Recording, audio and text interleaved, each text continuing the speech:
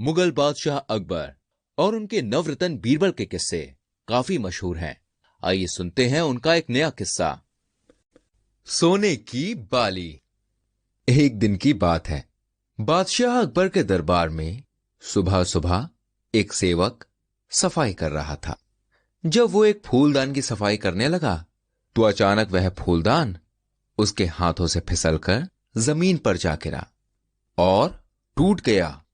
सेवक फूलदान टूटने से बहुत घबरा गया और मन में ही सोचने लगा कि यह फूलदान तो बादशाह अकबर का सबसे पसंदीदा फूलदान था। अब सेवक को अकबर के गुस्से से कोई नहीं बचा सकता। निराश होकर वह फूलदान के टूटे हुए टुकड़े समेटकर बिना किसी को कुछ बताए चला जाता है। जब वहां बादशाह अकबर आते हैं तो उन्हें अपना फूलदान कहीं दिखाई नहीं देता। अकबर अपने सिपाही को बुलाकर पूछते हैं, सिपाही, यहां पर जो फूलदान रहा करता था वो कहां गया? सिपाही उन्हें बताते हैं, जहांपना, जब मैंने सेवक को सफाई करने के लिए भेजा था तब वो यहीं था। उस सेवक को शायद पता होगा कि फूलदान कहां गया। अकबर तुरंत उस सेवक को बुलाकर लाने का हुक्म देते हैं। थोड़ी देर बाद सेवक को बादशाह के सामने हाजिर किया जाता है। अकबर सेवक से पूछते हैं, यहां पर जो फूलदान रखा हुआ था वो कहां गया? सेवक कहता है, जहांपना, मैं उस फूलदान को साफ करने के लिए ले गया था। बादशाह अकबर उसकी बात सुनकर विश्वास नहीं करते और फिर से पूछते हैं, पर सफाई करने के लिए फूलदान को यहां से वहां ले जाने की क्या जरूरत थी? भाई सेवक अब डर जाता है और उसे समझ आ जाती है कि अब झूठ पकड़ा जाएगा। वो रोते हुए बादशाह अकबर से कहता है, जहांपना, मुझे माफ कर दीजिए। वो फूलदान मुझसे गलती से टूट गया है। बादशाह अकबर सच्चाई जानकर कहते हैं, तुमने हमसे झूठ बोलने की हिमाकत करी है। मैं तुम्हें फूलदान टूटने के लिए तो माफ करता हूं, लेकिन झूठ बोलने के लिए माफ नहीं करूंगा। मुझे झूठ से सख्त नफरत है। आज के बाद तुम हमारी सल्तनत में नहीं रह सकते। सेवक रहम की दुहाई करता है, पर बादशाह अकबर सिपाही को उसे ले जाने का हुक्म देते हैं। अगले दिन बादशाह अकबर अपने दरबार में सबको ये किस्सा बताते हैं। दरबार में सभी लोग अकबर की इस बात की तारीफ करने लगते हैं और कहते हैं कि वो खुद कभी भी झूठ नहीं बोलते। लेकिन बीरबल खामोश बैठे रहते हैं।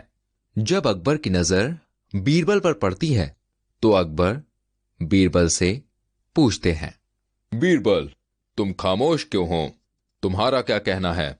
क्या तुमने कभी झूठ बोला है?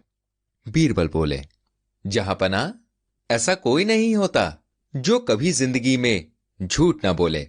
कभी ना कभी तो इंसान को झूठ बोलना ही पड़ता है। कभी कभी इंसान इसलिए झूठ बोलता है कि हमारे सच से किसी को तकलीफ ना हो, और कभी अपने आप को शर्म से बचाने के लिए भी इंसान झूठ बोलता है। इंसान को कभी ना कभी झूठ बोलना ही पड़ता है। मैं कैसे कह दूं कि मैंने कभी झूठ नहीं बोला? बीरबल की बात सुनकर अकबर बोले, क्या? तो क्या मैं ये समझूं मेरे 9 रत्नों में से एक रत्न झूठा है? इस सल्तनत में सभी के लिए कानून बराबर है। जाओ, तुम भी इस दरबार से निकल जाओ।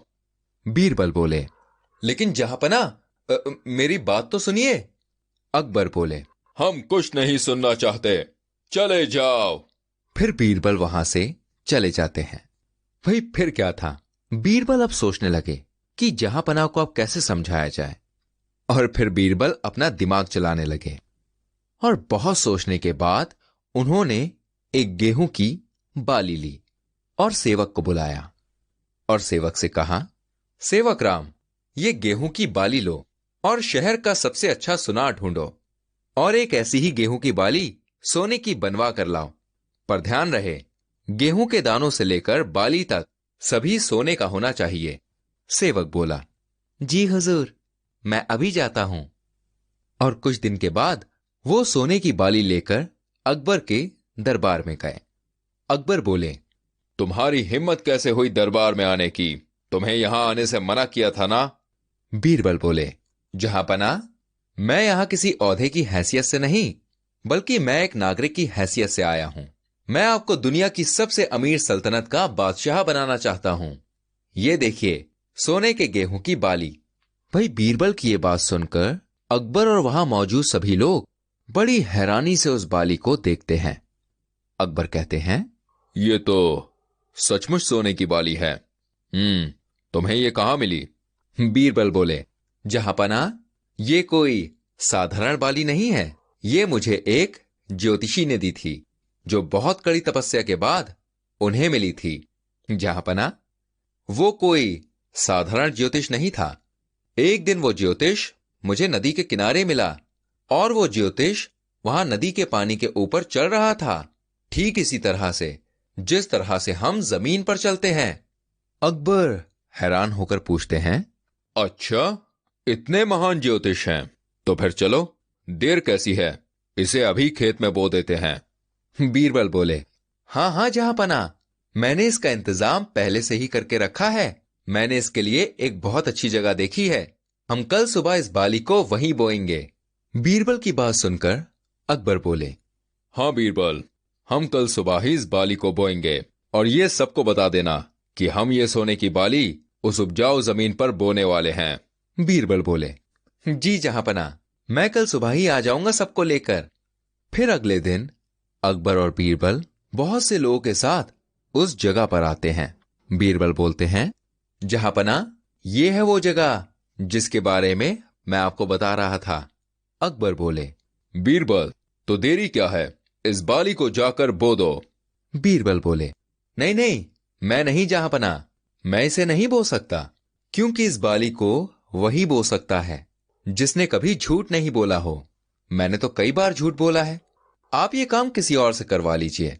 इसके बाद अकबर वहां खड़े लोगों से पूछते हैं, क्या आप में से कोई ऐसा है जिसने कभी झूठ नहीं बोला है? भाई वहां खड़े सभी लोग चुप रहते हैं।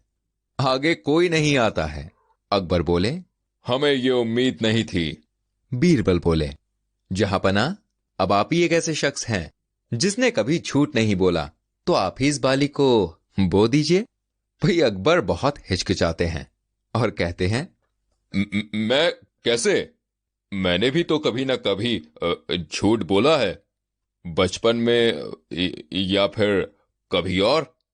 बीरबल बोले, जी जहांपना, उस दिन मेरे कहने का भी वही मतलब था।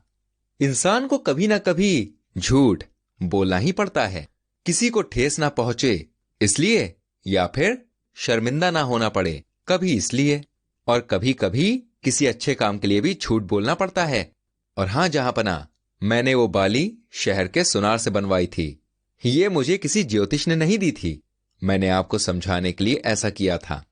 बीरबल की बात सुनकर अकबर बोले, हमें माफ कर दो बीरबल, हमें ऐसा नहीं करना चाहिए था। हम आपको निर्दोष करार देते हैं, तुम हमारे सच्चे मित्र हो। हम समझ गए बीरबल।